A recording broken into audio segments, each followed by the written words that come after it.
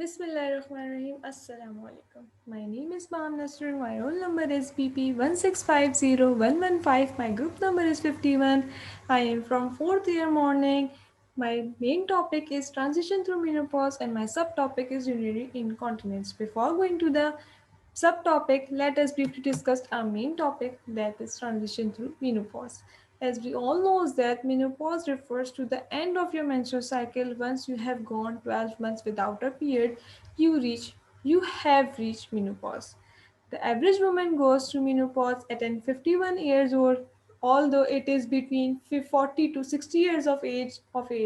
The time period between the menopause is called perimenopause. It lasted for a few months to the 10 years, and on average it is 4 years, in which the woman observe regular or irregular periods on it, during which the woman observe hormones like estrogen and progesterone are in influx. The postmenopausal stage is characterized by significantly decreased hormones level that may contribute to an increased risk of diseases. Complications in menopause. Most of the complications, as we discussed previously, that due to postmenopausal, but it is also due to menopausal and perimenopausal. So some of the major complications are cardiovascular disorders, osteoporosis, urinary incontinence, sexual functions, and weight gain. So here are subtopic, that is urinary incontinence. Urinary incontinence is an important social problem that affects 50% of the postmenopausal women, but in which 90% of the women are not discussed because they feel ashamed of it to discuss this topic. So we know that the menopause is a very critical period in the life of every woman. The time of menopause transition is often remarkable by metabolic changes that affect the health of a woman. Urinary incontinence is an involuntary uncontrolled leakage of urine due to bladder dysfunction of the locking mechanism.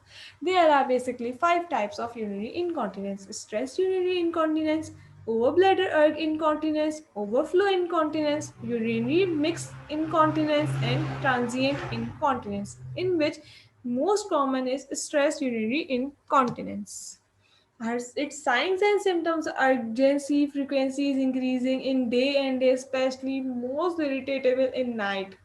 Sensation in complete bladder emptying. Most women have an increased risk of urinary infection, leakage during exercise, coughing, running, etc. etc. It can be treated either locally or systematically. Locally, we treat it through non-pharmacologically, and if it is not treated, then we shift towards the pharmacological treatment. We give patient anticholinergics and mirabegron to treat erg incontinence, to calm and relaxes the bladder muscles, to treat the erg incontinence, or we also give alpha blockers.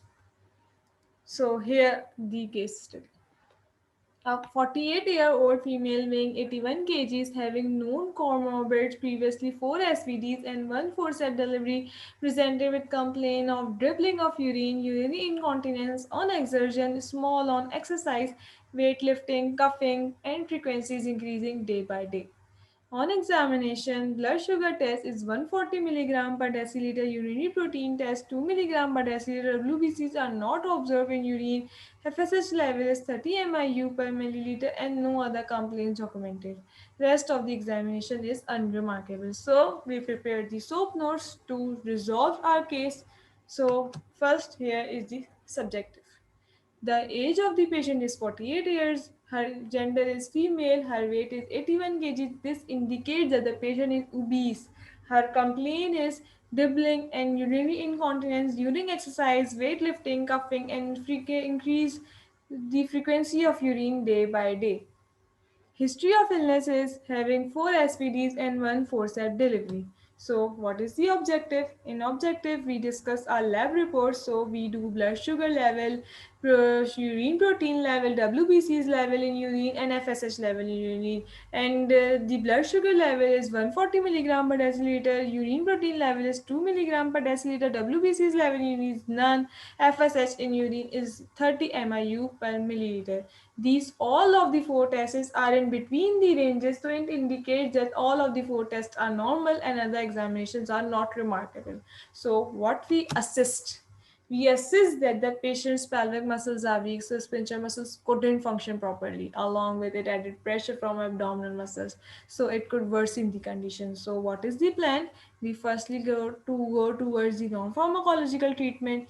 We reassure with the patient what are her symptoms of and indicates that the patient is urinary incontinence and are diagnosed that the patient have a urinary incontinence problem. Then we firstly change her lifestyle. We do to change her lifestyle modification, that is, as we know that the patient is obese, so we prefer it to lose her weight, avoid exertion, encourage pelvic floor exercises. So if it is not treated well, so we shift towards the pharmacological treatment, that we give patient anticholinergic drug oxybutadine with a dose of 5 milligram q 12 hours, and it is also available in vaginal cream or skin patch form. It is depend upon the patient feasibility whether it is get feasible in a tablet, in a cream, or in a skin patch.